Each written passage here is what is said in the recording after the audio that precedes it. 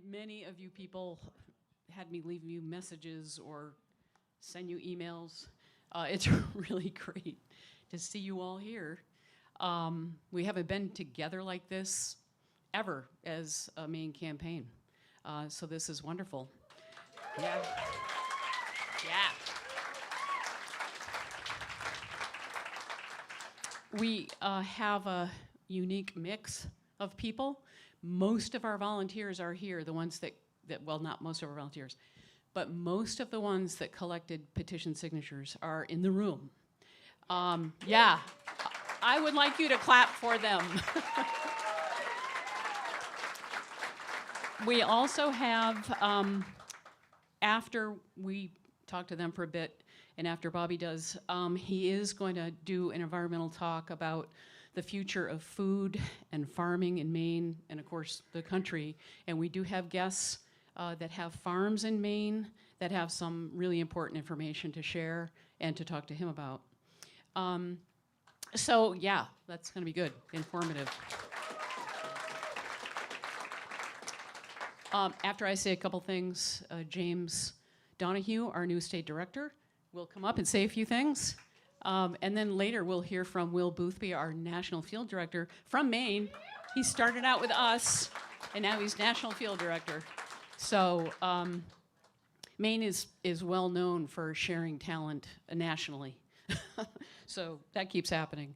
But really, you know, we're here because of the work that the volunteer group did. Mr. Kennedy is here because of the work that the volunteer group did. It was quite a process. Signature collection can be tough. There are probably a lot of adjectives that we could describe it with, but a lot of them I won't say. But you know what I'm talking about. Whoa. Nice to see you, Mr. Kennedy. I'm still talking, but I can be. Hello, everybody. What a great crowd. I'm really, really happy to be here, and I'm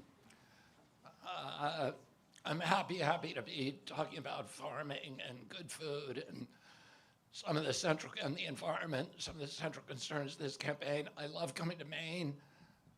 I feel like I grew up in this state. I was, for most of my youth, I worked as a guide on the Kennebec River. We had my brothers, me and two of my brothers had a company there for about 10 years up at West Forks, and we guided also on the Penobscot and the Allagash and the St. John and the Dead, so I spent a lot of my summers up here and spring times, and of course I sailed the whole coast again and again when I was a kid,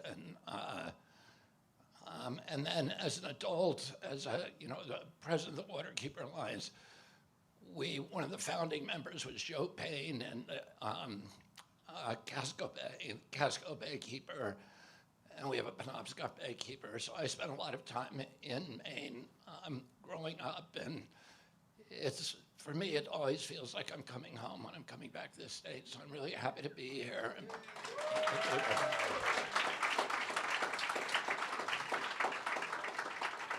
And we're going to talk about farming tonight, and I'm going to just give you a little kind of my own background, which provides the basis of many of my assumptions and many of my worldview about what's happening to farming in this country. I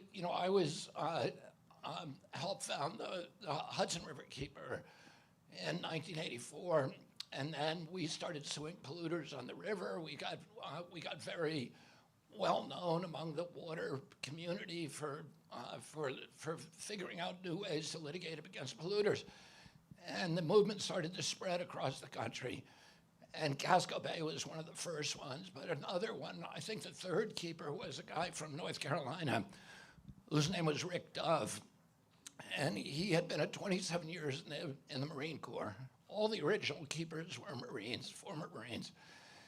And the ones who started the Hudson River Keeper, they were commercial fishermen who were in a community that had the highest enlistment rate during World War II of any community in our country. And Rick Dove called us up, and he wanted to start a keeper. He had left the Marines to start a commercial fishing business on the Neuse River. And he had a fish house, too, like a fish shack. And so he was catching the fish and then selling them in the restaurant. And one year, I think it was 1986, all the fish had pustulant lesions on their body, every species. And Rick was the guy who connected it. It was a disease called Pfiesteria biscuitia, a brand new disease. Nobody had ever heard this little ingenious microbe. It was causing brain damage to the fishermen, and it was making people sick. And they literally had to bury 1 million fish under the sand with bulldozers of tar and Pimlico Sound. And Rick traced it to the hog industry, which at that time was just exploding. Nobody'd heard about it because it was all in rural areas. Nobody knew what was happening. And what had happened was there was a young state legislature named Murphy, Wendell Murphy. He was in the state Senate, and he looked out at what Frank Perdue and Don Tyson and Bo Pilgrim had done to the chicken industry over the previous decade, where they had figured out a new way to raise chicken in warehouses. And they had put 1.4 million chicken farmers out of business, and they had made themselves billionaires by raising birds in battery cages, little tiny cages where the bird literally can't stand up, it can't turn around. And they dose them with subtherapeutic antibiotics and hormones to cause them to literally lay their guts out over a short, miserable life. And they had transformed chicken farming in this country and turned it from a farm product into a factory product. And they were using, arsenic to promote growth and all these really, really bad stuff. Wendell Murphy said, I can do that with hogs. And he used his position as head of the Agricultural Committee in the North Carolina State Senate to pass 28 laws that made it almost illegal to sue anybody who called themselves a farm, even if they weren't really a farm, even if they were just a factory. And then he left the Senate and he went into business with Smithfield. Smithfield built a 30,000 head a day slaughterhouse in North Carolina. And they went into partnership. Murphy designed this warehouse for hogs called the Murphy 1100, meaning it could put 1,100 sows in it. And he began marketing them to some of the farmers. And then anybody who purchased one of these, they would have to mortgage their house to purchase it and mortgage their farm. And then they got the reward of a contract with Smithfield to put their hogs first in line for slaughter. And by doing this program, Smithfield in 1980, there were 28,000 independent hog farmers in the state of North Carolina. 8 years later, there was only 1,800 left, and they were all factories. And they all had contracts. They were either owned by or were contracted to Smithfield. Smithfield dropped the price of pork from 62 cents a pound to 2 cents a pound, and manipulating the price.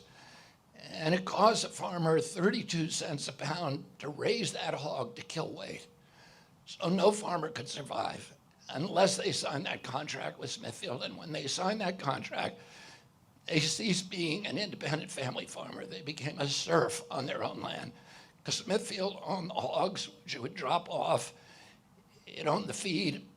And the farmer owned only the manure. And Smithfield didn't tell them how to get rid of it legally. So they were dumping it into the rivers, and that's what called Pfiesteria biscuitia. When that farmer had 300 hogs on a 320 half section of land. The hogs would eat, he'd raise the corn, the hogs would eat the corn, and then he would spread the manure on the farm fields, and there was kind of a rough loop. When you put 10,000 hogs on that same piece of property, it can't absorb it anymore. So they continued to spread it, but it was all washing off into the rivers.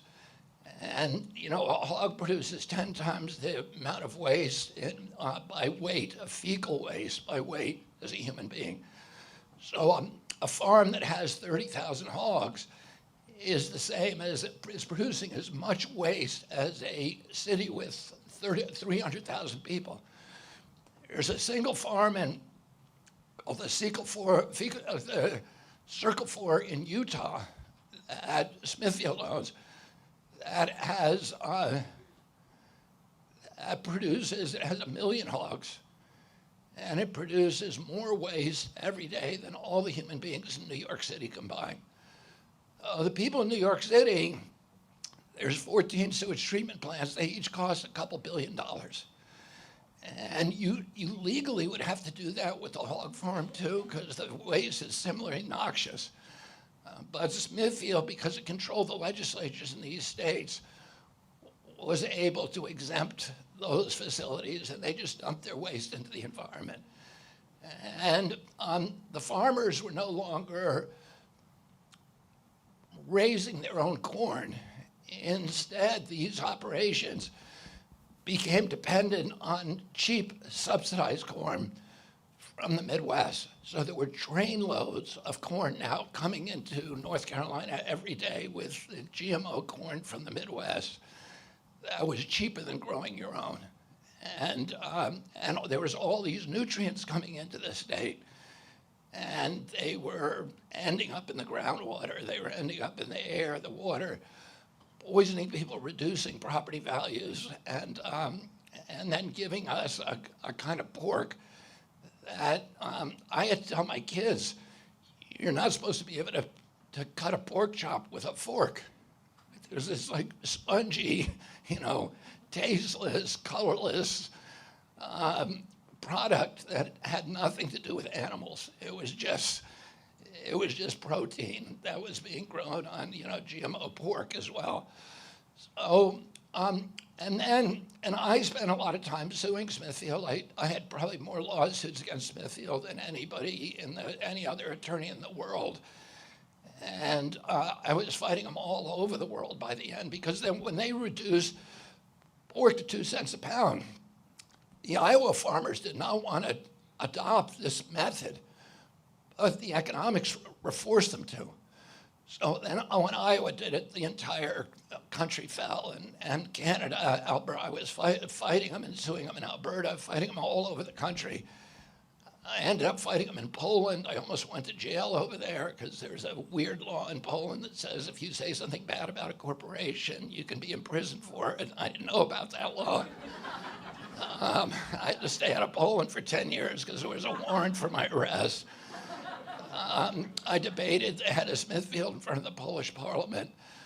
But then, so I was suing this company for dumping all of its waste, polluting all these beautiful rivers, 14 rivers in North Carolina. And what they did they were destroying the landscapes, but they were also destroying the culture and the politics, because they were now controlling about 80% of pork production. They control about 30 to 40% now nationwide of pork production. They're controlling 80% of the agricultural landscapes in the state of North Carolina.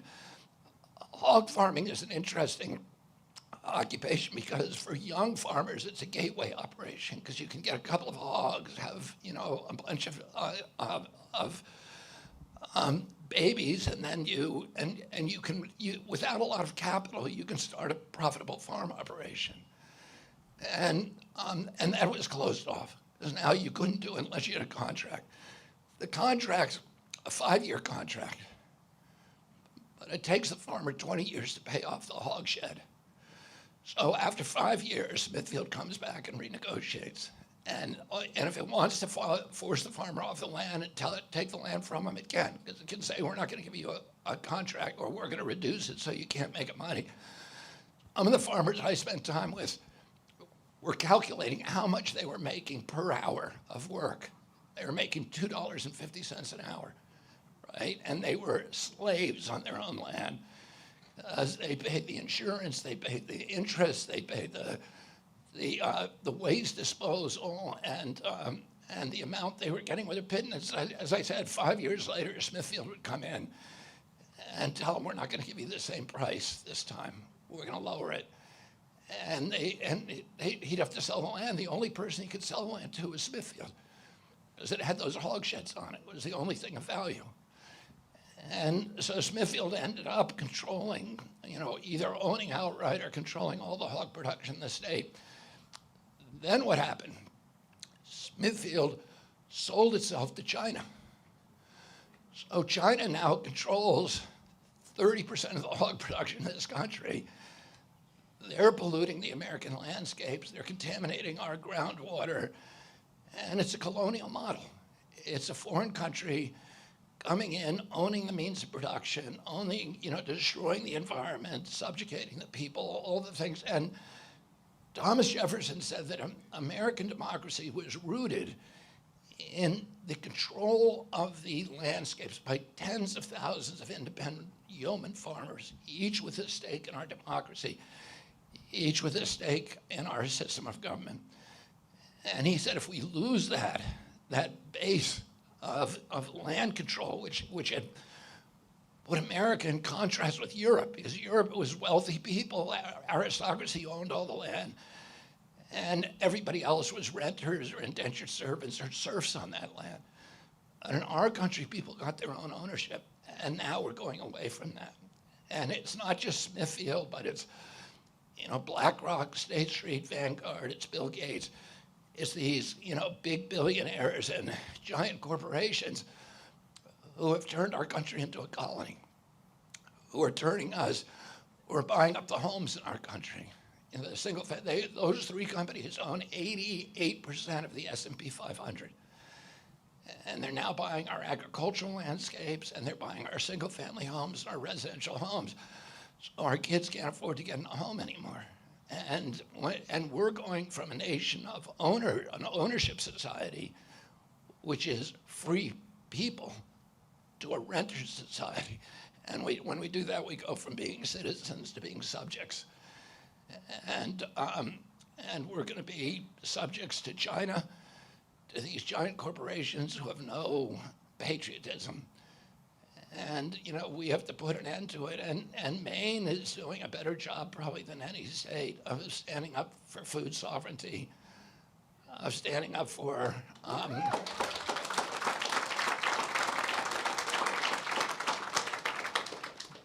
a farm to market, of small farmers, of high quality food, of good quality food, of being, the Prime Act, which allows farmers to sell essentially directly to consumers, which I'll just tell you one of the things they did in Poland. And this is a trick that you see corporations using all over the place. But Smithfield went to Poland and bought, there was a couple of big old Soviet-era slaughterhouses there. The Polish meat is famous all over the world because it's all organic. Because during the Soviet era, nobody could afford chemicals. So Poland has these little tiny postage stamp farms, tens of thousands of them, and each one has a couple of cows, they have a horse. They have a chicken coop, a lot of them have pigeons, and then they have a variety of different crops, and there's actually a food tourism industry that's wonderful over there, where you go stay in a farmhouse and eat this incredible fresh food. And the big product that is famous is kielbasa sausage, and which, but it's very, very pure, really high quality meat. And each town, and sometimes many of these farms within a town, have their own abattoirs, their own little slaughterhouse. So everything is done at home, right? So Smithfield came into Poland and it gave a bribe to a legislator, that offered a bribe to a legislature, a state senator who told this to me. His name was Andre Lepper, of $1 million to pass legislation, and he refused it and went public. But other people apparently took it because they did pass this legislation.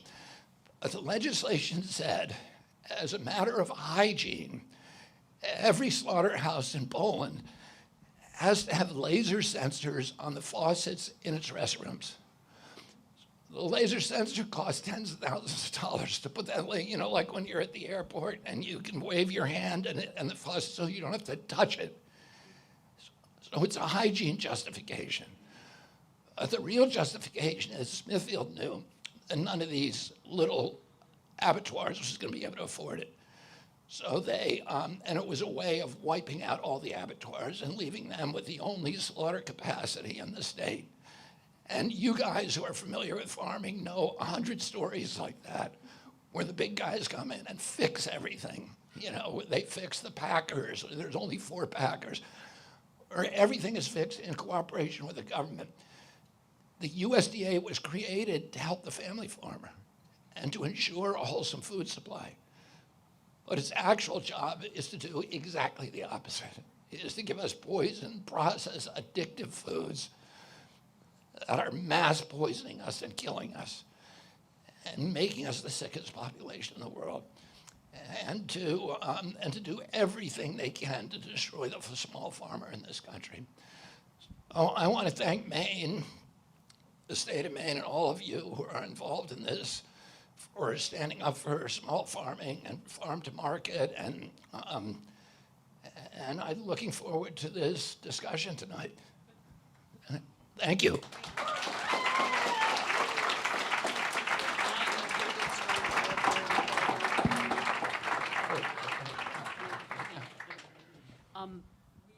It's this microphone, there it is. We do have farmers joining us tonight, and they are going to come up and have a conversation. But Mr. Kennedy just said I could introduce you to someone in the room that he met earlier today. We were at a turn-in Kennebunkport, and a volunteer named Ron Pelletier, if you wouldn't mind standing up. Where is he? Ron Pelletier collected nearly 700 signatures on his own. I thought he would never stop. I thought I would have to pull the pen from his hand. But he did stop, and he went dancing, so he's good. That's all I want to say. I want to introduce a friend of mine who I see in the audience, Dr. Merrill Nass, who's one of my heroes. And Merrill, will you stand up? One of the great heroes of the medical freedom movement. Thank you, Merrill.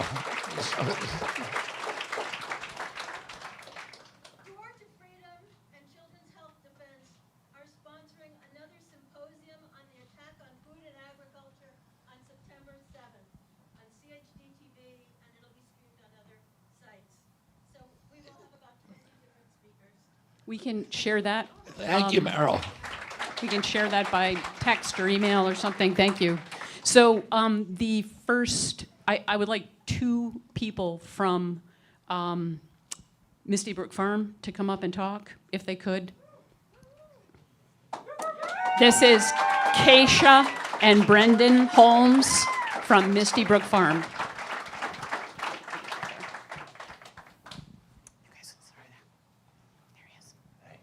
Nice to meet you. Nice to meet you. Good to meet you, too.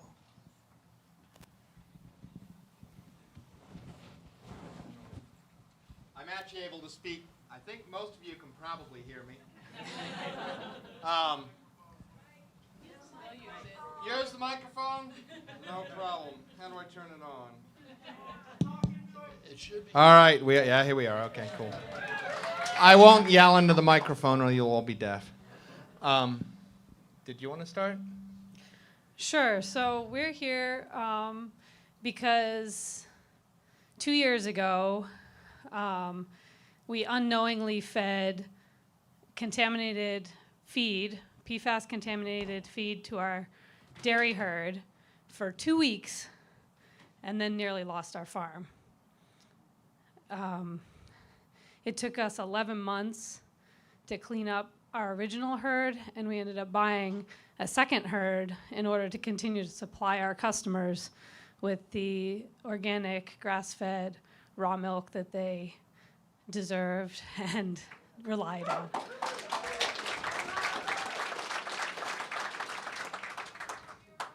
So we are a very diverse farm. We milk cows, and we raise pigs, and have laying hens, and raise sheep, and grow our own grains to feed our animals. And Brendan and I are the farm owners, and we have 3 sons and 12 employees, and we deliver our products all over the state of Maine. I guess what you were talking about with Smithfield and that business model of farming, I think the way we farm really goes against that way of doing it, in that we grow all the grain that we feed our pigs. Our pigs are out on pasture at this time of year. We then they get moved once a week to a new piece of pasture. The land's then plowed, and we grow winter wheat. The wheat straw beds the cows. The wheat grain either gets milled into flour for human consumption or feeds the pigs that fertilize the grain. So there's really no pollution in that way from our farm. We also raise all of our, we rely on very few off-farm inputs. So we raise our own grain to feed our pigs and chickens. We grow all of our own hay for our dairy herd. We don't buy any bedding for our cows. It's all straw from the grain that we grow. We do all of our own deliveries, so we don't have a contract with any dairy buyer. We work with a couple of smaller processors to process our meat. We also distribute for other smaller farms to justify the cost of refrigerated trucks and delivery drivers. And so I really feel like that's the type of farm that can feed the United States. When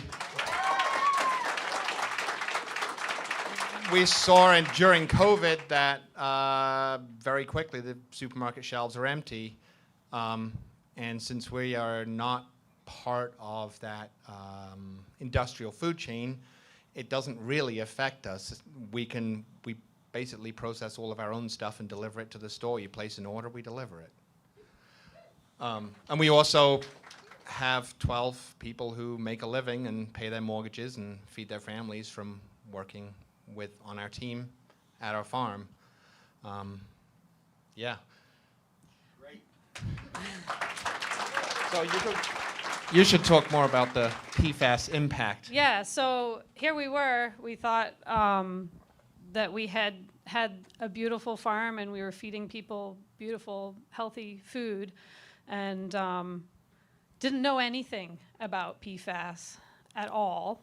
And then customers started asking, hey, have you heard about PFAS? Have you tested for it? And we said, no, but we should test for it. And we went ahead and tested our milk. We were told not to test it because we wouldn't want to know, but we did. So we tested our milk, and at the same time we tested our water, and we tested the feed we were feeding the cows.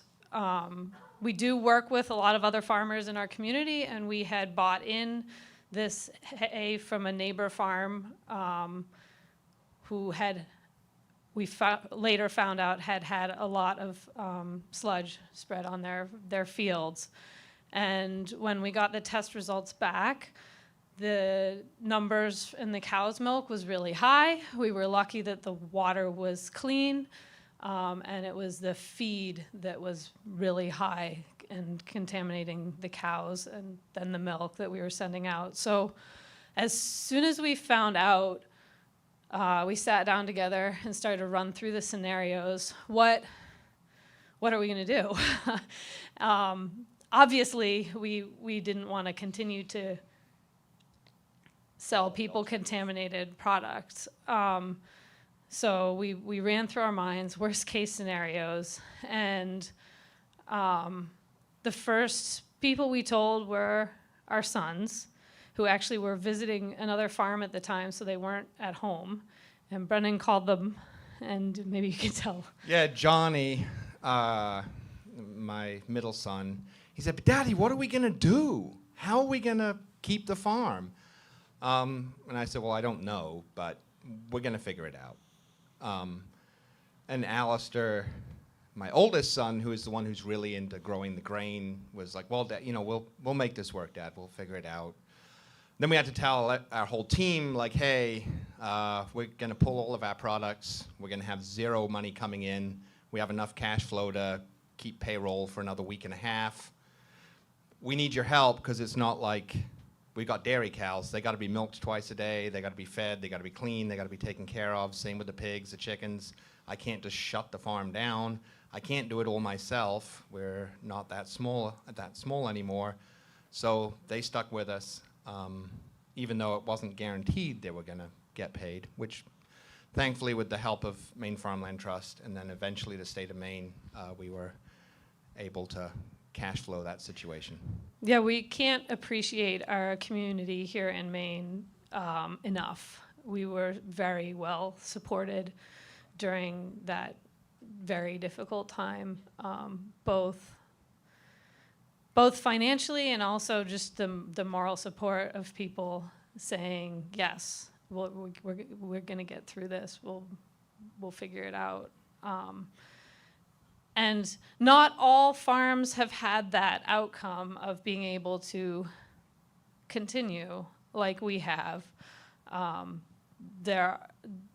There's at least one other farm we know of who had to completely close up shop. Their land was so highly contaminated, and their family is now so highly contaminated from working those fields that they could no longer be farmers. And the future for them is unknown. So we're really lucky that we were able to pull through, and we really appreciate the support both from our community and from the state. Maine has developed a really strong PFAS sort of program to respond when contamination is found. They have now a fund with $60 million to support the farmers here in Maine through PFAS discovery, and have really forged the way for the rest of the country to see how we can care for our farmers and keep them on their land when possible. Can Mr. Kennedy say your part about PFAS? Yeah, I didn't want to interrupt you at all, but I had the original case against PFAS with Rob Ballot in the Ohio-West Virginia border, which was a cattle farm, a dairy farm of Jersey cows who were poisoned horribly, and we litigated against them. I litigated against them for many years, and we ended up with a lot of people who were ultimately we had about 6,000 clients, people who were poisoned by PFAS from DuPont on the Ohio and West Virginia border across the Ohio River, and we represented them in litigation. They made a full-length feature movie about our litigation called Dark Waters, which stars Mark Ruffalo, and we ended up litigating that, winning the litigation, then settling all those cases. But myself and my law partner, Kevin Madonna, are now representing communities all over the country on PFAS litigation because it's ubiquitous. It's everywhere. It was used in Teflon. It was developed originally by DuPont for Teflon, but it's in many products. It's regarded as a flame retardant. So it was put in all of our children's pajamas. It was put in our furniture, and it's in flame retardants that are used by firefighters. And like, if you live near an airport, whenever they do drills, they're spraying this stuff onto the land and it gets into the groundwater. And a lot of groundwater anywhere near airports in this country is heavily contaminated. Firefighting stations, the firefighters themselves now have the highest cancer rate of any profession. Their turnout gear is absolutely contaminated with PFAS. And they're getting all these really terrible cancers now. It's the biggest cause of death for firefighters. So, we are representing 10 communities here, including Kennebunkport, Brunswick, Portland, and many other communities in this state that myself and my law partner, Kevin Madonna, are representing because they have problems with their water supplies. The biggest problem here in Maine is biosolids, which is the problem that you had. And you know, when you're operating a sewage treatment plant, there's a lot of sludge produced. And because all the water is contaminated now, the water going through that sewage treatment plant has a lot of PFAS in it. And that PFAS binds to the sludge. And the sludge then, was regarded, many states like Maine thought they had a really good solution for sewage sludge. In the old days, it used to be put on boats and then taken out to the continental shelf and dumped into the ocean, and people complained about that. Oh, they thought they had a great solution, which is that to let farmers spread it on farms, on farm fields. And they didn't know at the time that it was heavily contaminated with this chemical. So in this state, the state of Maine has identified, I think, at least 400 farms that are heavily contaminated because they were applying this sewage sludge to their farm fields. And it gets into the cows if you're feeding that. If you're feeding the hay from that farm field to the cow's going to get it, it's going to get into the milk, and then it gets back into humans, and it doesn't leave. It's called a forever chemical. Because once it gets in your body, it doesn't get out, and it causes kidney cancers, it causes a whole variety of colon cancer, kidney cancer, bladder cancers, and then a lot of other pretty serious injuries. So, it's one of the, it's part of the cost of this chemical dependency that we originally thought was such a great thing, and now it's helped make us the sickest country in the world. And and Maine is ahead of any other state in dealing with its PFAS problem. What you're doing here in Maine is actually a template. It's a model that other states are now looking to about how to solve their problems. And I'm very, very glad that Maine has taken these really important initiatives of making sure that farmers, that they don't lose farms because of this very bad mistake that was made by government officials and by 3M and DuPont, who knew from the 1960s all about this. They knew everything. That's why we got these $633 million from them. Because they knew, we were able to show the jury they knew, and they did it anyway. And, ultimately they have to be held responsible, and that's what we're doing with this litigation. Hi, thank you very much. Do you have any specific questions for Mr. Kennedy? Do you have any questions for us? Yeah, I do. Do you market at farmers markets, or do you do it through the internet, or how do I get your food in California? I'm sorry, we just sell within the state of Maine. We are that local.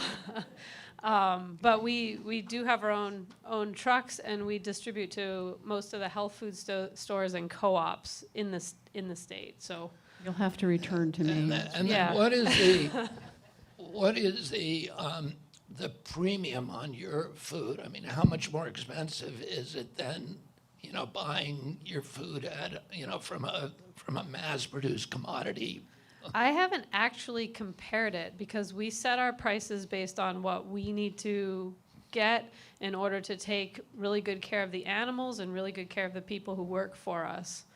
And then the stores mark it up from there, and people seem to buy it. Are you selling? Are you selling chicken? That's the one thing we don't raise. We have laying hens for eggs, but we don't raise meat chickens. It's not something we have a passion for. The one thing that has happened in the past 3 years is the cost of labor has gone up a lot, and we really feel good about paying our team well, but as a percentage of our gross sales, it's a large percentage goes out as labor. And when you take something like you were talking about those big poultry barns, their like hours of labor per chicken is negligible.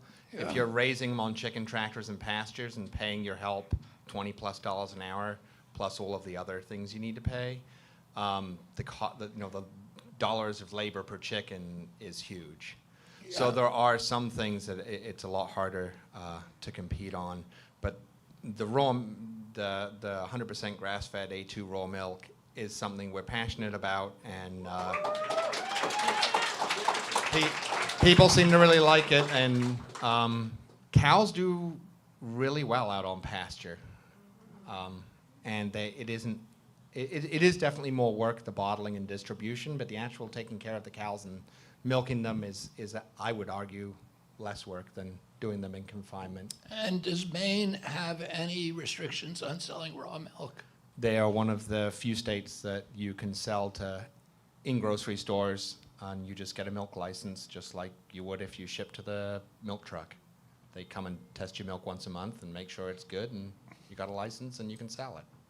I'm curious, in this audience, how many of you drink raw milk? We certainly like that. This is Misty Brook Farm, and they're in Albion, Maine. Yes. Let me ask. Let me ask this too. What are the health advantages of raw milk? Well, it's easily digested by our bodies because it has all of the natural enzymes with it. When you pasteurize something, it kills both the good and the bad bacteria that are in the milk. So some people who can't digest pasteurized milk are able to drink raw milk because it's more in line with what our body would naturally be able to use. The other thing that I always like to tell people too is a lot of the food safety is the reason that we can't sell raw milk, is what we're told. And I always say, well, my first argument is it's a free country. We should be able to drink raw milk. We can consume all kinds of other things we know are bad for us. And the other thing is our raw milk liability policy costs us $800 a year. If it was killing tons of people, don't you think it'd be a little bit more money than that? Good point. Because the insurance company's not doing me a solid. They're charging $800 and making money. So most people's auto insurance costs more than that. So that tells you're more like, Thank you. Do you slaughter your own animals and pack them, or? We don't slaughter our own animals. We actually take our animals up to Herring Brothers in Guilford, Maine, a local slaughter facility, and then we work with other USDA-inspected processors in the state as well. It's something we had thought about doing ourselves, but we've developed some really nice relationships with our processors, and we actually like being part of the whole community and working with other businesses. Thank you. Any questions from the audience? We gotta move to the next farmer. Yep, we are going to have a Q&A after, if that's okay. So thank you very much for coming. I'm glad you made it down. Thank you. Thank you all. Thank you very much. Appreciate your work. Could Mr. Mark Fulford join Mr. Kennedy up here? There he is. Mark owns Look Far Farm, and what is it? Teltain Farm? Teltain Farm in Monroe. All right, in Monroe, okay. Thank you.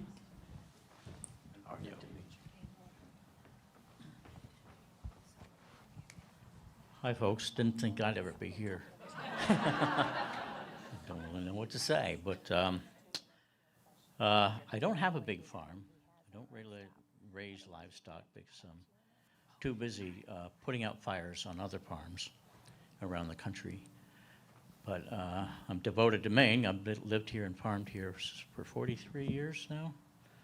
And that's a long enough time to learn a few things.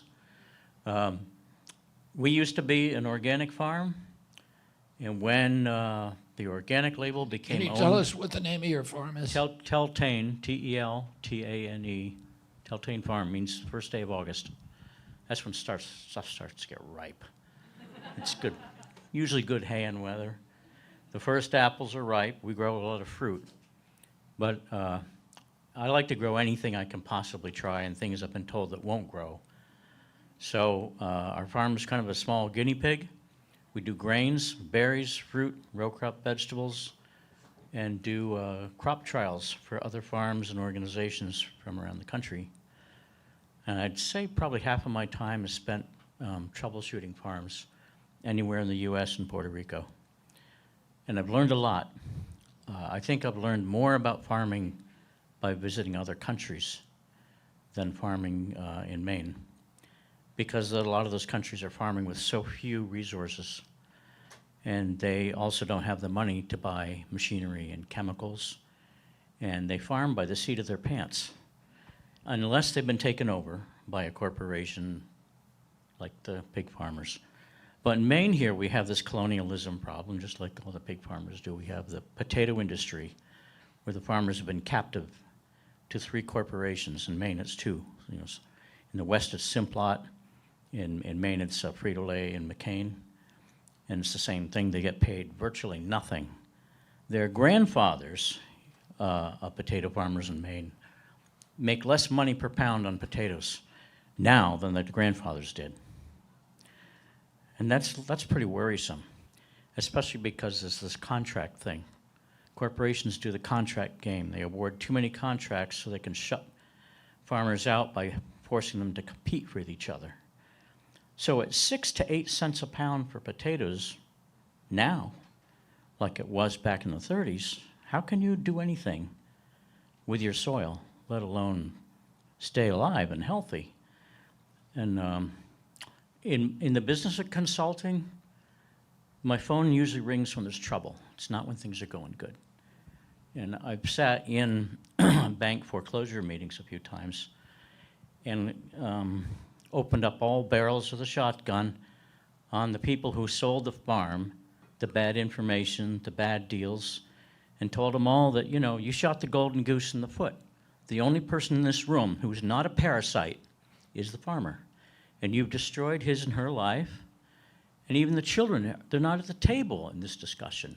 What have you done? You've destroyed a family after 3 or 4 generations, because those of you who've been awarding the farm loans, which are not payable, really, given the, you know, the merciless gouging of what the product is really worth, how can the farmer get out from underneath this, you know? It used to be the Maine was the breadbasket, for example, of all the colonies. Now we have maybe 4, possibly 5 grain mills left in the state. 2 of them are recent, actually, and they're both organic, which is a wonderful thing. Aurora Mills up in Linnaeus, you know, and then there's a lady over there in Skowhegan, Amber. She runs a pretty big grain mill there. And then there's all these farms who grow their own grain. God bless that, because that's really what this world was made of farmers who took care of their own. And so I get called on a lot of questions. How do I deal with grain? I deal with a lot of grain growers actually in the Gulf states now, and they have all the same nightmares, all the same problems. And on the subject of PFAS and other things like that, every week there's calls. It's heartbreaking. But it's not just about PFAS, it's about the spray drift of things like dicamba, Roundup's old hat. And I find myself talking to oil spill cleanup companies to come and sort stuff out on farms. So, you know, we're not making new land anymore. We got to fix what we got. So there's a little bit of brightness in the horizon for the PFAS farmers that have been damaged so badly.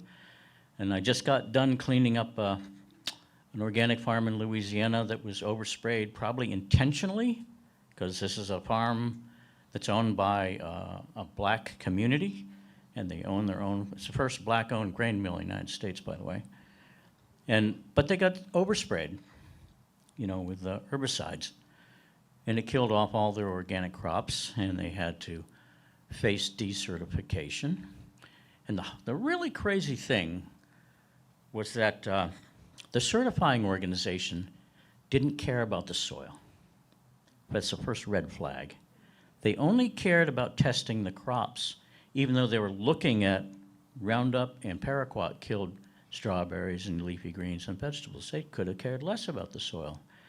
So as a member of their repair team, I said, look, you got to go to an oil spill cleanup company. Nobody else is going to have the biology that's got the nuts to take this stuff apart. So that's one of the bright spots. There is biological remediation for extreme toxicity on farms. It's possible. Maybe not all the things can be removed, like the fluoride in the PFAS or some of the polychlorides and stuff like that are really tough. But anything that was made with oil, bugs eat it. They really do a great job. So we have a success on that one. The farm didn't lose its certification.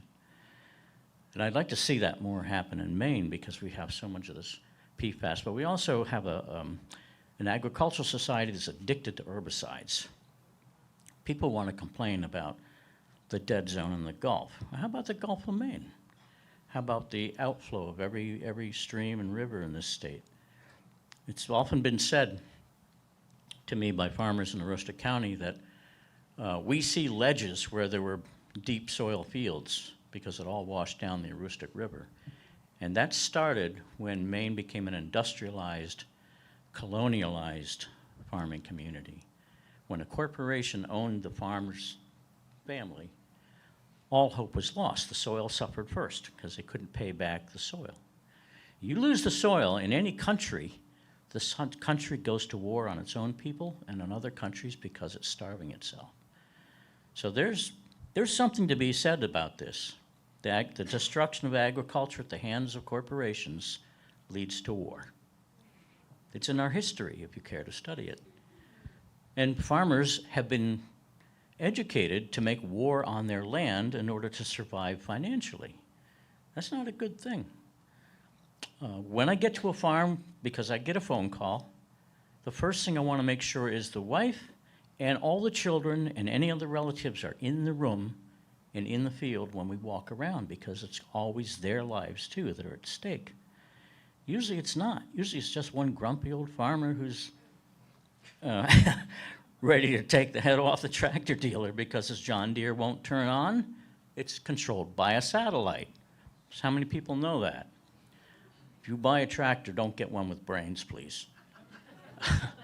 I don't know. I'd love to take questions. I've got a lot of sore points about the pain that agriculture's in. I'm just so glad I live in Maine and I can farm in Maine. I can grow crops that are clean. I stopped certifying with the MOPCA because I felt like, okay, there's some good people there, but I don't want any kind of organization between me and how I relate to my soil and my plants. Thank you. Okay? I'm not trying to piss anybody off, but the important thing is it's another agency. If an agency is controlling how you farm, whether it sounds good or doesn't, you're in trouble. That means their mind is more important than your mind. They don't have a heart for your land. You have the heart for your land. So we don't have a big farm, but we could feed roughly between 10 and 20 families, and we cooperate with livestock people. And we have all kinds of people say, no, I don't press cider anymore because it's been regulated. Or there's people who grow medicinal herbs to heal people in the community, say, oh, well, we can't do it on above board because we've been over-regulated. So the three-letter agency nightmare has really crippled American farmers. We are going to do Q&A afterwards. I don't know if you guys want to do exchange some words. Yeah, you may have some thoughts about some of this, but Well, I know I'm really fascinated listening to you, and I could listen. I think all of us could all day to you. A couple of things occurred to me. One is my mother took a couple of us to Greece a couple of years ago, and to sail in the Mediterranean around the Greek islands. And you look at this extraordinary country with this architecture that is iconic, and it was the height of civilization all over the world, and yet the land is completely barren. There is no topsoil in Greece. And you look at it and say, how could this civilization have occurred in a place where there is no soil? And of course, at the time those buildings were built, there was soil. We went to Milos, which is where that beautiful statue of Venus de Milo, if you know, that's one of the most famous statues in the world. It's a beautiful piece of marble, was carved. And you look at Milos, there's only a couple hundred people who live on the island because it's completely barren. But then I was reading in one of the guidebooks that at the time that statue was carved, there were 20,000 people on that island. And because it had topsoil. And the goats ate the roots from the grass, and all the topsoil washed off. So it was an agricultural mistake they made at that time. They didn't know they were, but they destroyed Greek civilization. And it occurred to me that it always depressed me to go to Greece, because I see all this product of human nature that was ultimately the product of abundance, and now the abundance is gone, and it has no, possibility of replicating.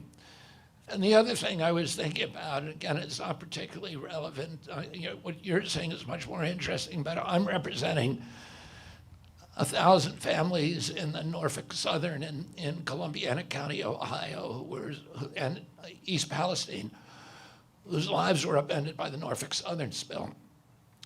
And large parts of that county are Mennonite farms, and the Mennonites grow organic agriculture. And they have certified farms. And now, because of that explosion, there's dioxin on all those farms. And, as we heard before, once that happens, the farmers don't even want to test for it, because they know if that test comes back positive, their livelihood is now gone. And so we've put them in this terrible quandary. And dioxin is the most toxic chemical known in the universe to man that is not radioactive. A single molecule of dioxin can grow a tumor.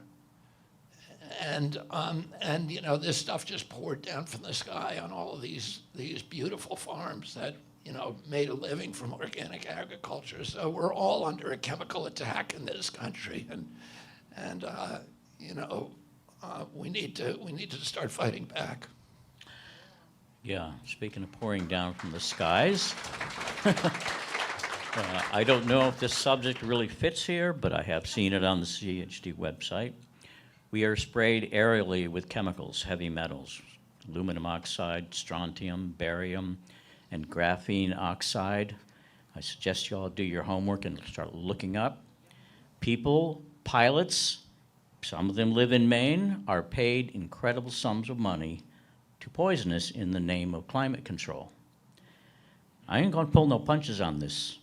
These people are criminals. They're just the same thing as, say, 3M or Smithfield. They don't care. And that saturation of those metals which come down out of the sky, including surfactants and biological materials that are found in this stuff, this is no mystery anymore. And you can wear all the tin hats you want. But when there's censorship, wherever there is censorship, there is a conspiracy. Got it? And we can't afford that. So, sometimes I say, well, we can't change this from happening until we change leadership. Well, you can hunt down the pilots, you can hunt down the airports and the corporations, and you can sue them within an inch of their life for poisoning your lives and your families. You got to find it. It's no different than the vaccine program. The same people are running that show. Okay? Thank you. And that's all I dare say. do have to invite our next farmers up, but Yeah. thank you, Mr. Fulford. It was fascinating. Thank you.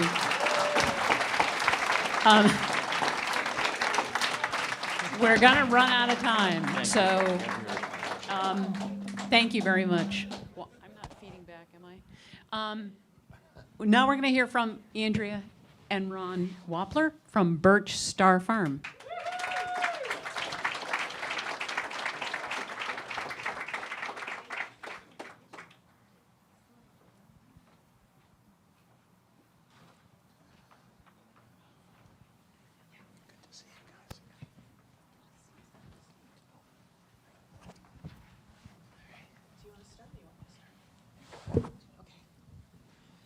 So I'm new to farming.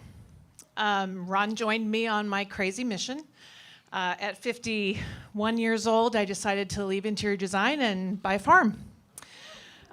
So we did, and my very best friends are here, and they are farmers, and I have watched their journey with organic farming. And we bought a big piece of property up in Pownell, and I'm growing specialty cut flowers up there right now on about 1/4 acre of our 125 acres.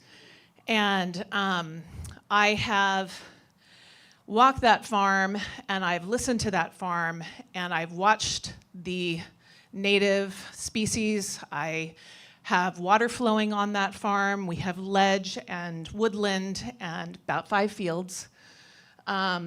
And I have just started, I guess we've really started on about 15 acres around the house, kind of developing it, cleaning it up. We spent about a year cleaning it up. It was really taken from. And, listening to the land and what the land really wants. And I had taken a walk early with the dogs and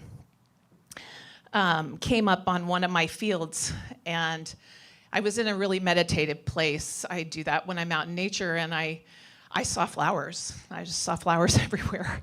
And I got home, and I said to my husband, I said, well, I want a flower farm. And he said, okay, let's do it. Let's figure out what we're gonna do, and let's do it. So as I said, I'm in my 2nd year, and when I heard Bobby last year talk about his plan for healing farms, we have lost a son to fentanyl during COVID. We have another son who went through recovery at 21 and is successful and clean and sober, now in his 30s. And it really resonated with me. It resonated with me on a really deep level. And when I heard Bobby's plan, everything inside of me said, okay, this is not. Yeah, I did. Like you said, it just resonated with the idea of healing farms and helping people in that way, getting them close to the land and, getting rid of all the distractions and learning how to focus on themselves and their health and the health of the community and the health of the land. Just seems like the right thing to do. So it's something that I would love to be able to support if there's any way that I can. Sign us up.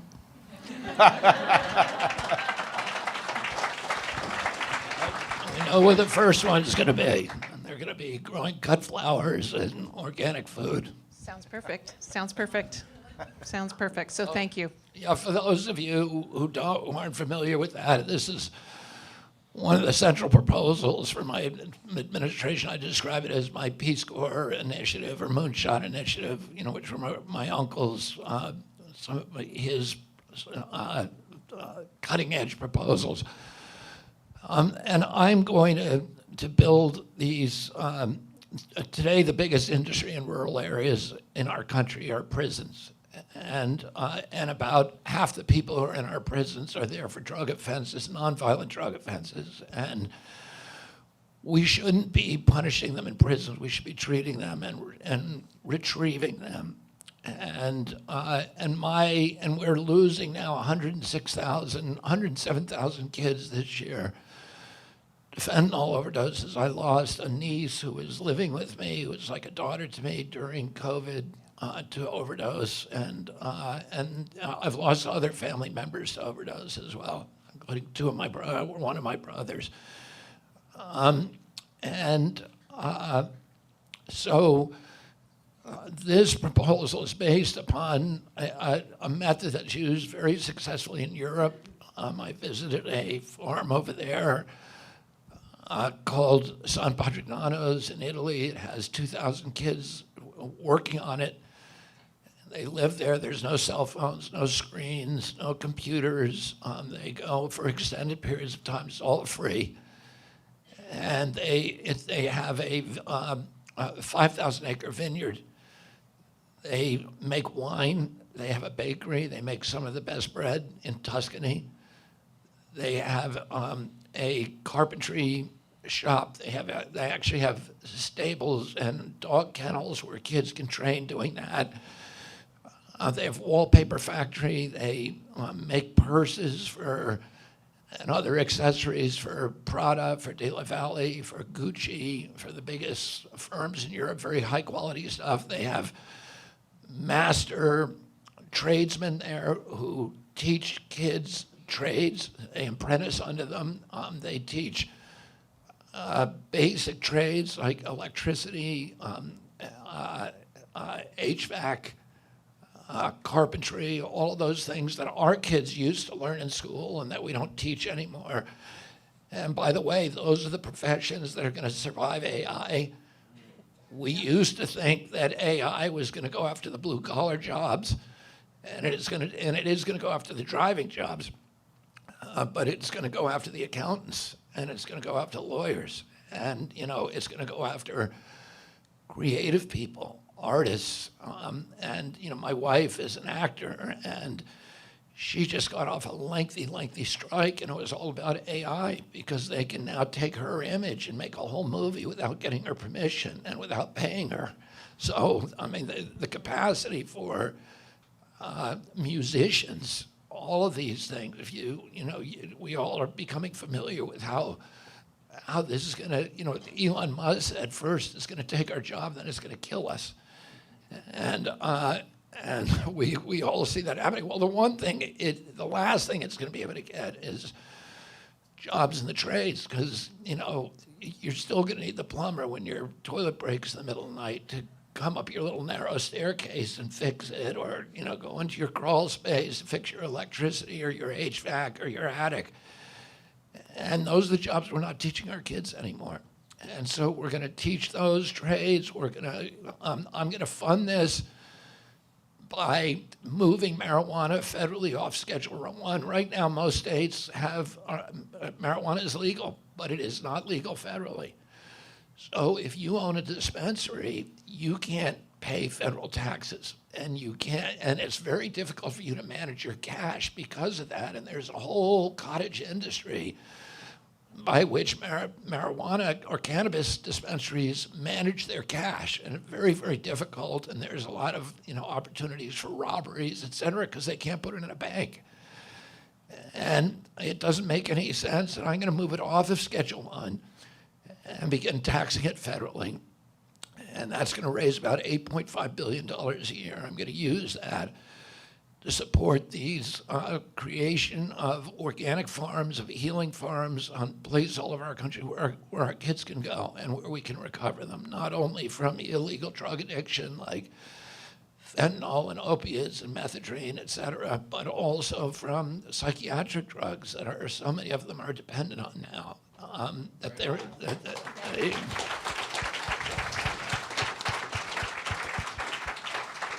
The benzos, the SSRIs, the Adderall, 120 million prescriptions a year of each of those. And we're raising a whole generation of kids who are dispossessed, who are alienated, who are depressed, suicidal, alcoholic, addicted, and they're surviving on psychiatric drugs. And it's not healthy. No other country in the world is anything like this.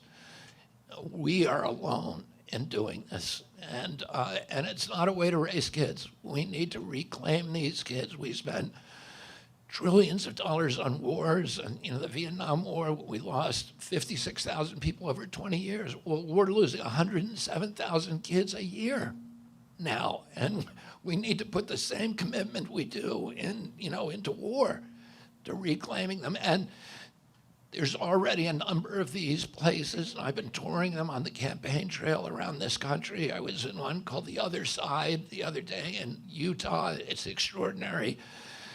This one's an urban area. It's 5 city blocks. It has 300 ex-cons and drug addicts working there, and they learn to be reliable. They learn to show up on time. They learn to manage a bank account. They learn to pay their bills.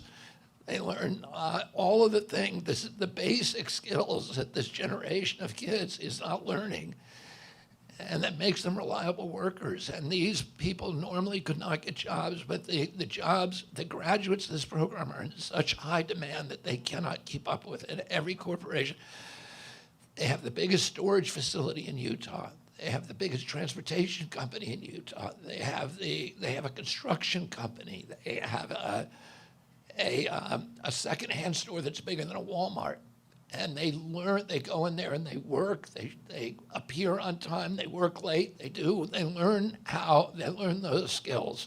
And meanwhile, they're being reparented. There's no screens, they have to talk to other human beings, and they have to stop lying, they have to stop cheating, they have to, learn to live an honest, considerate, civil life. And that, we all learned that when we were kids, my age. We learned it in catechism class. We learned skills in shop classes. We learned them from our parents, from our churches, et cetera. And we've raised a generation now that, they spend a lot more time on social media than they do talking to you at the dinner table.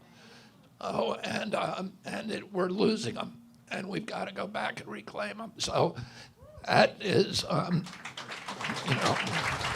This is my president. Here, here, absolutely.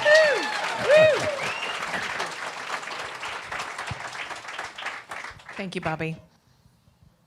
thank you. I think we're good. We have, we're going to go to a Q&A, but I did want to say we have a lot of farmers here in the audience. Can you stand up if you're a farmer in Maine? These people are resources and people we should be doing business with.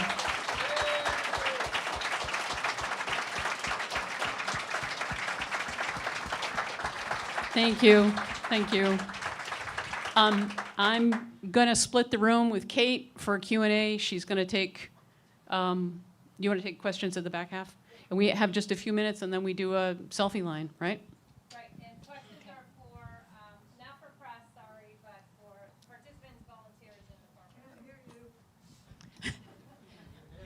Questions are for participants and not press. You said too many words in a row. I didn't catch it. Great, yeah, so questions are for volunteers and farmers, not for press, sorry, so make sure you stick with participants. Thank you.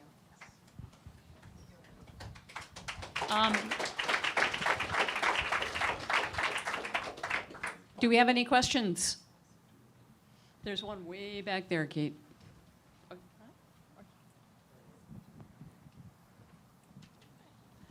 I wondered if, Robert, if you would talk a little bit about regenerative agriculture and your thoughts about that? About what? Regenerative agriculture?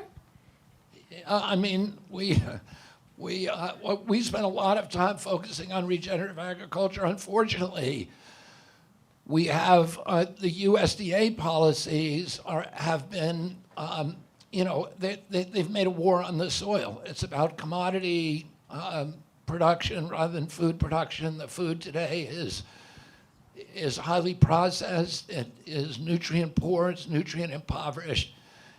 And it's destroying our soils. And regenerative agriculture is the saving our soils solves every problem that we have in our country. It solves the national debt. It solves, all of the health issues that we have in our country, which is the biggest economic issue now. We're spending $4.3 trillion on chronic disease. Climate, the most important thing you can do for climate, and it's the thing that nobody's going to fight you on. If you want to put turbines offshore, you're going to get in a fist fight with somebody, right? And charge 33 cents a kilowatt hour for electricity, and kill the whales and destroy the fishery. You're going to get in a fist fight. So, but BlackRock makes money, and they own the Congress, and they're going to get the subsidies. So, but it's dividing us. If you talk about the soils, I don't care if you're Republican or Democrat, everybody wants to take care of the soil. Everybody wants that, and that's what we ought to be doing. And there's so many beautiful things that farmers are doing all over this country. We talk to farmers in every state, and the stuff that they're doing, the innovation, it's so exciting. The thing about this country is we are in worse shape than we've ever been right now. We have the worst health of any country in the world. We have the worst food of any country in the world. We have the highest debt, $34 trillion in debt that's destroying us. And we're destroying small business. We have a war on small business in this country. But the good thing is that we have a resilience and a capacity to solve those problems. We have the best entrepreneurs of any country in the world. And a lot of politicians come and say, oh, we're the greatest country in the world. This is true. If you go anywhere in the world, there's no entrepreneurial class like there is in the United States. The things that people are doing, the confidence people have in their entrepreneurial opportunities and abilities, there's nothing like it except in this country, and everybody knows that. We have the worst health, but we have the best doctors in the world here.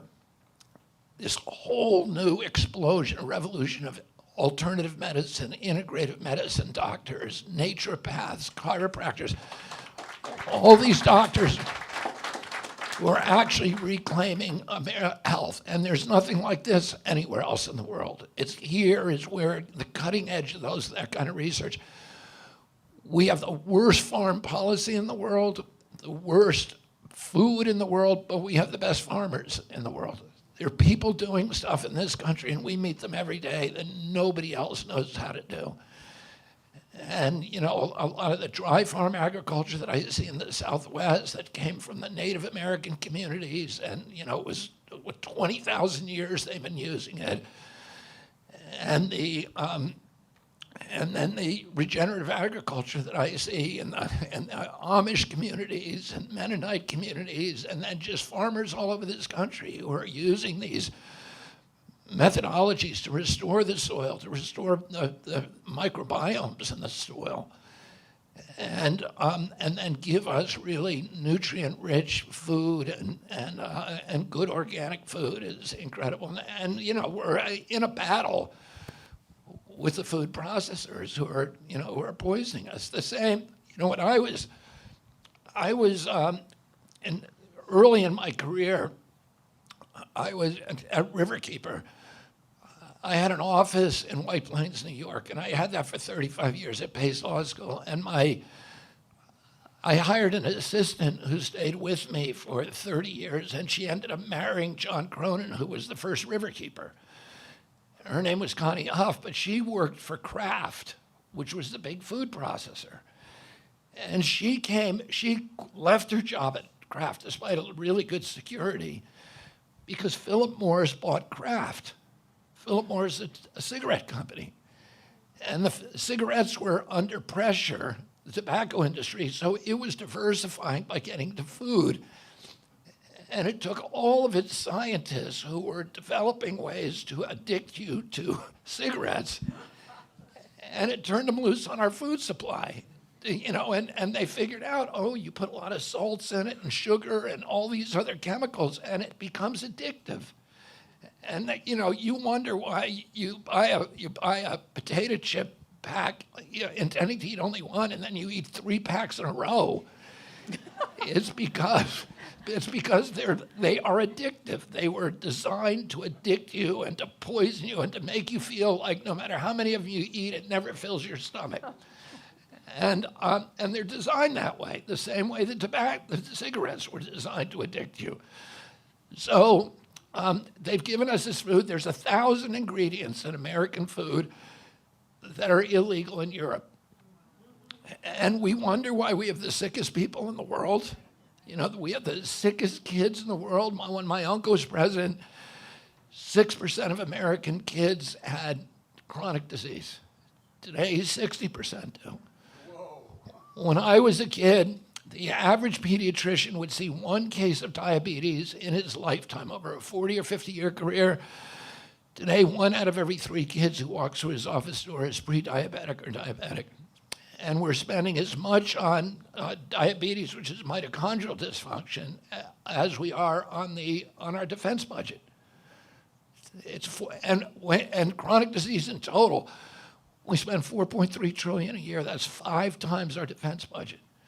So it is the biggest cause, and it's bankrupting our country. And it's, leaving, all of our kids are sick. It's hard to find a kid who is not damaged today, who's not suffering autoimmune disease, neurological diseases, reading disabilities, all this stuff, or allergic diseases, or obesity.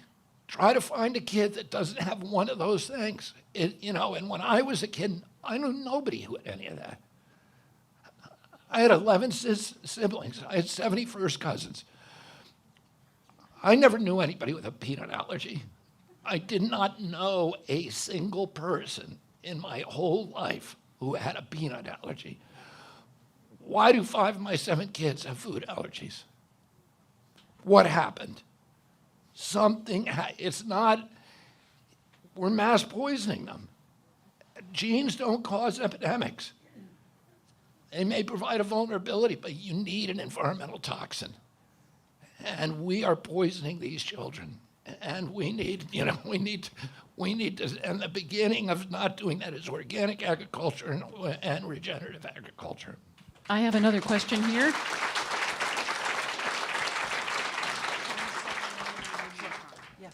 Hi, Holly Arbuckle. My husband, John Arbuckle, and I have a farm called Singing Pastures. It's a regenerative farm in Newcastle, and John is a 9th-generation farmer. Not from Maine, other places, but still 9 generations, so staying in the game. So I have 2 questions, so you can choose what you want to answer. First, I just wanted to say that I feel like you're talking to me tonight, and I just want to thank you from a really emotional place to feel so connected to somebody. I don't know a single person that's voting for Biden because they really are excited about them. And I just want to say, I don't know, I'm not the only one. We are emotionally moved to feel like somebody's telling us the truth. So thank you. Okay. All right, and 2 hard questions, okay? Question number 1. So we've been involved in regenerative agriculture and studied with a lot of the people that you have learned from, like Will Harris, Gabe Brown, a lot of the big names, Savory Institute. I've done a lot of traveling and talking to people about all of these issues and how we change the system. One thing that really gets me is I was talking to somebody who worked for a nonprofit who was dealing with chemicals in DC. And he said, the first time we won a big lawsuit against this chemical company and we were gonna get it taken out, we were all like, woohoo, but what we didn't realize is that it's whack-a-mole.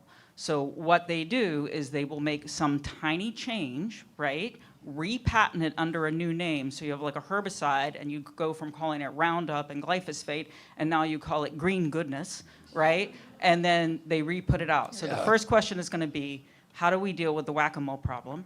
The second question is economic. Right now, to the best of my knowledge, on small farms, small and medium farms in America, 80% of income comes from off-farm. So he's working, she's working, whatever the combination of the family. Maine is a little bit better than that. We're at about 50% partly because we have this thriving summer population that comes in and is willing to pay more money for food, right? So that's awesome. But what I'm recognizing is that we're livestock, we're never gonna beat the factory farms on price point. And right now, the subsidy system, which a lot of people believe is giving money to those factory farms, it's really crop insurance is what's happening. And not everybody even understands what the subsidy system is. And it's complicated on purpose. But how do you see economically changing things for farmers so you could say support at least 2 people with a middle class income, which I think would make it viable? And right now, the young people that are trying to do it in Maine, I was talking to one of our state nonprofits that was doing an incredible program, but basically we had a lot of new people trying to farm, but they're quitting after 6 or 7 years because they're not making it financially. And what do? We blame ourselves. And I found out that 70% of income comes from off-farm, 80% of income comes from off-farm from somebody from Farm to Legal Defense Fund, an organization I'm sure you know.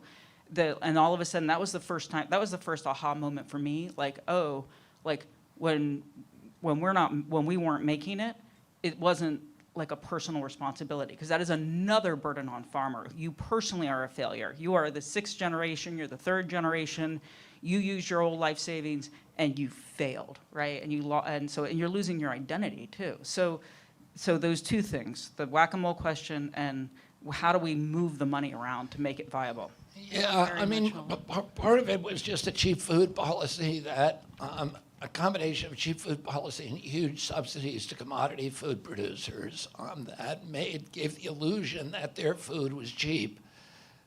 But we're paying for that food through sick people, through healthcare costs that have gone up to $4.3 trillion. And I'd rather pay a higher price for good food that's not going to make you sick in the long run. And that we've got to align those policies. And there's no single silver bullet. There's a million different things that we can do. And we also have to be conscious that we've hooked 90% of the farmers in this country on a system that is poisoning everybody. And we don't want to lose those farmers. We want to give them options. We don't want to force them to do things, but we want to rationalize the system so that it makes them, to incentivize them to switch over to organic farming. And you know what, so I'll just give you a couple things that we ought to be doing. One is the food stamp program should not be buying crappy food for our kids.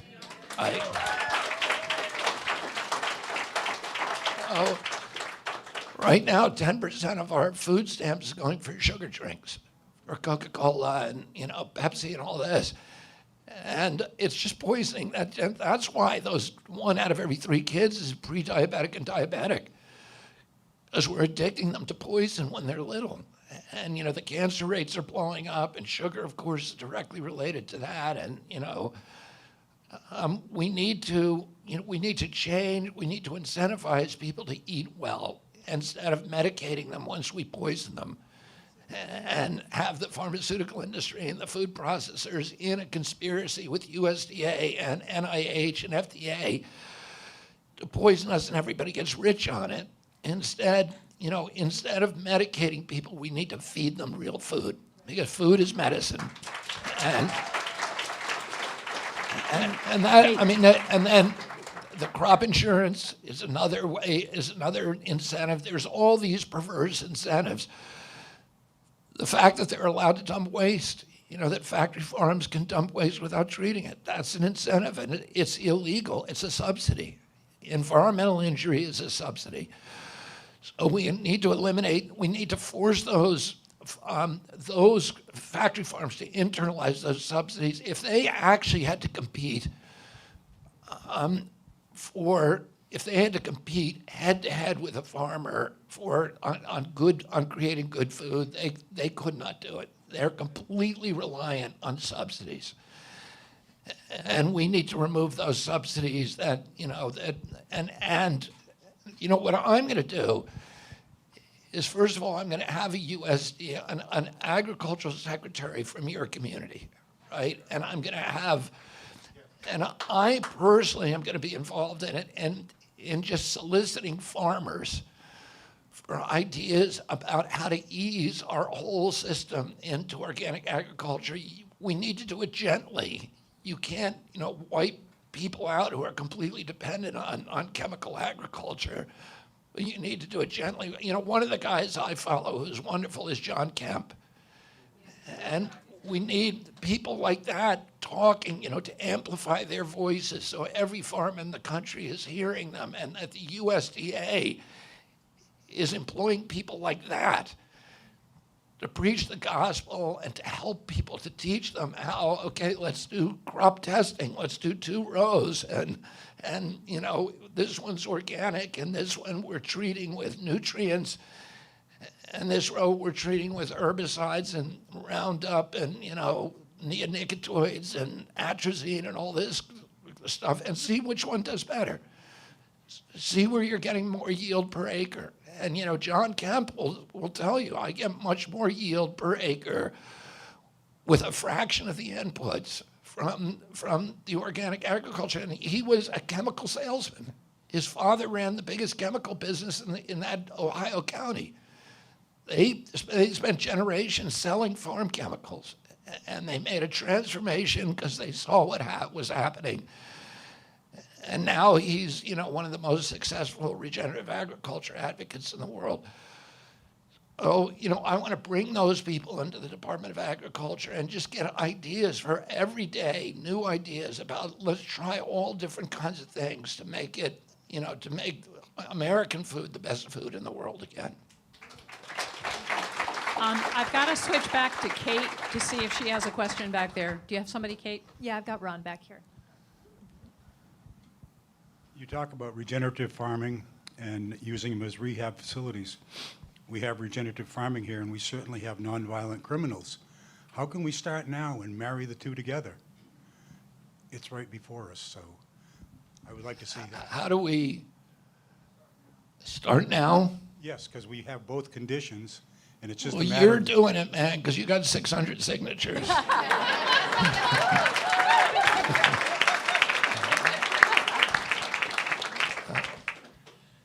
Thank you, Ron. Stop it. I have a question down here, and then if you guys want selfies, we've got to stop with the questions.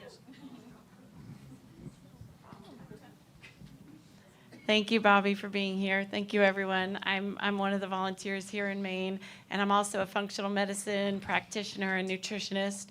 And so going along with your question is, I see people daily where they want to eat well, they want to do the right thing, they want to get the best food that they could possibly get, but it's really expensive. And so, yes, we need to pay our farmers really well. They need to be able to make a living. But how are we going to make food, healthy food that nourishes people from the inside out on a cellular level? How are we going to make this affordable to the average American? Yeah, I mean, like I said, I think we got in the 50s and 60s, we developed a cheap food policy in this country, where the food that you're buying at the grocery store has the illusion of being cheap. We're paying for it later with health insurance, and, with the biggest health bills in the world. And so, my job would not be to make food cheaper. My job would to be able to pay farmers to stay in business. We need family farmers in this country, and we need them because they're the basis of our democracy. We need them because they care about the soils. We want them so that they're not commoditizing our landscapes, that they're caring for it, nurturing it, and being stewards of those landscapes. And you have to pay them for their food. If there's food shortages in this country, then because of that, then we need programs that will do that. Instead of having a national health care program that pays on the back end, let's have a national food program that shifts those costs to the front end so that people don't have to get sick. But that we're making sure that people can eat because they can afford food, but we need to pay the true cost of food. The true cost of food is not what you're paying at the grocery store. There's the true costs happen later on when that food makes you sick. And it happens before when all the subsidies are paying in that you're paying out of a different pocket. You're paying taxes that pay the crop insurance that, make that food seem to be cheap, but it's not. And I'd rather pay for the food than pay the upfront subsidies and the back-end healthcare costs. Let's figure out a way to pay for the food, but allow the farmers to make enough on their food so that we can keep them on the land.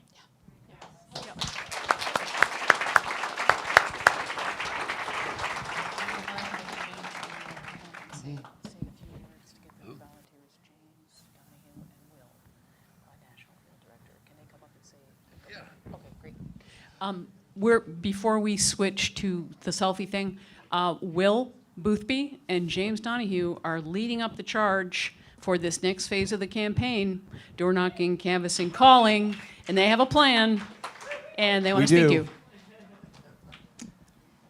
Thank you, everyone, for coming tonight. I'm the State Director for Maine. This is Will, our National Field Director. He's also a Mainer. Nice to meet you all. So, obviously, we all want to get Mr. Kennedy elected president, don't we? The way we're going to do that is by making phone calls and knocking on doors. And we have a huge initiative this Saturday. We're all going to get out there and canvass. We've got stuff happening in Bangor, Portland, Biddeford, Westbrook, and one other that I can't remember, Lewiston. We're going to have Lewiston. I told James I want 150 people out on Saturday, and We got I think 150 we found people them. here. Yeah. So that's the way to win this election. That's how we have to do it. That's how grassroots campaigns are won. It's old-fashioned door knocking, talking to people. So we hope to see you out there. There's sign-ups on kennedy24.com/events. If you click on Maine, you'll find all the shifts are listed there. We have some great canvas captains that will hook you up. That's right, and for those that haven't canvassed before, James runs a great weekly meeting that can be, I think it's Wednesday evening? Yeah, tomorrow night we have a meeting On Zoom. Yeah. And he sends out an email that you all obviously received because you're here today. So I see a lot of RSVPs already, new ones, so that's fantastic. So thanks everybody for coming, and let's get him elected president.